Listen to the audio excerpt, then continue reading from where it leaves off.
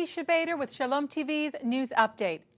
Reaction in the Jewish community on President Obama's nomination of Chuck Hagel as the next U.S. Secretary of Defense continues.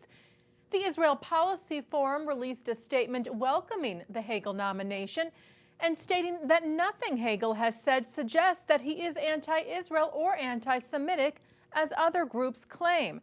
And the White House released a statement reiterating, through White House spokesman Jay Carney, saying that Hagel has been a staunch supporter of Israel and the Israeli-American relationship, and also has been a supporter of the broad sanctions regime which President Obama put into place against Iran.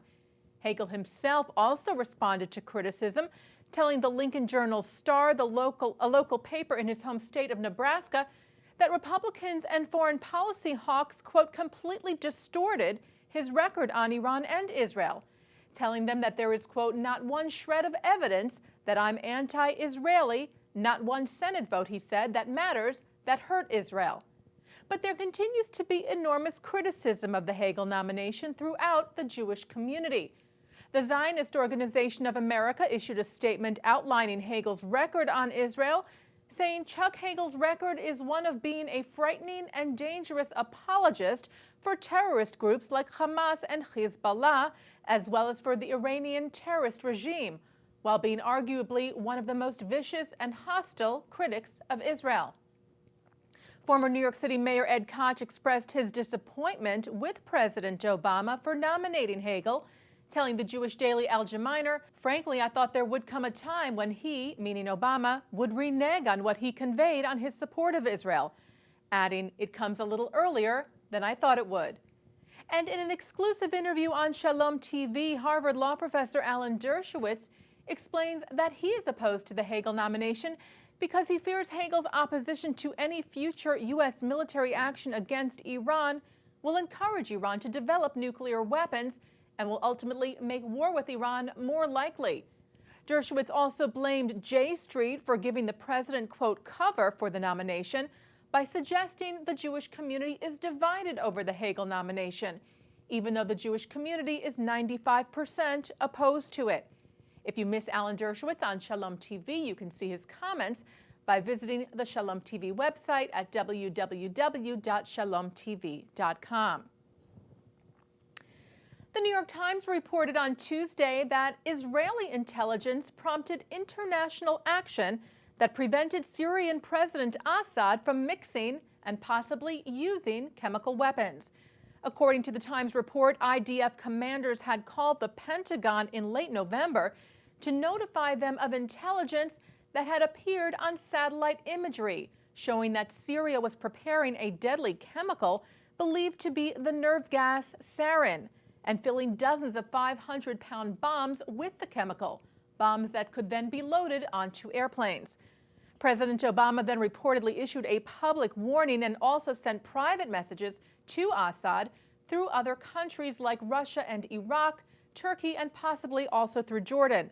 This was all part of an unusual show of cooperation between the U.S., Arab states, Russia, and also China to stop the preparation and possible use of the weapons. Though the Times noted that concern remains that Assad could use the weapons at any moment, and that American and European officials say that while a crisis was averted in that week from late November to early December, they are by no means resting easy. As the January 22nd elections in Israel draw closer, the Israel Democracy Institute Peace Index poll released its most recent data on Tuesday, showing that 53% of Israeli Jews chose Israeli Prime Minister Benjamin Netanyahu as best able to handle security matters. However, on the issue of the economy, Labor leader Sheli Yachimovich came in first place with 45% of the vote. The poll also showed that 55% of Jewish Israelis consider themselves right-wing, while 21% say they are centrist and 17% left-wing. According to the poll, 60% of Jewish Israelis said they support a peace agreement with the Palestinians based on a two-state solution. With that, 58% said they believe Arab neighborhoods in East Jerusalem should not be part of a Palestinian state, and 51% are against dismantling settlements in the West Bank. The Israel Democracy Institute polled 601 Jewish Israelis with a margin of error of 4.5%. The Anti-Defamation League on Monday welcomed the resignation of an advisor to Egypt's President Mohamed Morsi, who had called for Jews originally from Egypt to return to Egypt and leave their Israeli homes for the Palestinians. Issam al-Arayan, who also reportedly called Israel a brutal, bloody, and racist state that was guilty of, quote, war crimes against humanity, stepped down from his position as presidential advisor on Monday. Arayan, who also serves as the deputy head of the Muslim Brotherhood, said he was resigning because he could not hold down both positions. Upon the resignation, ADL National Director Abe Foxman said, "We hope that President Morsi and other Egyptian government leaders will now make it clear that the defamation of Israel and Jews has no place in the country's national dialogue." And that's Shalom TV's news update. I'm Teisha Bader.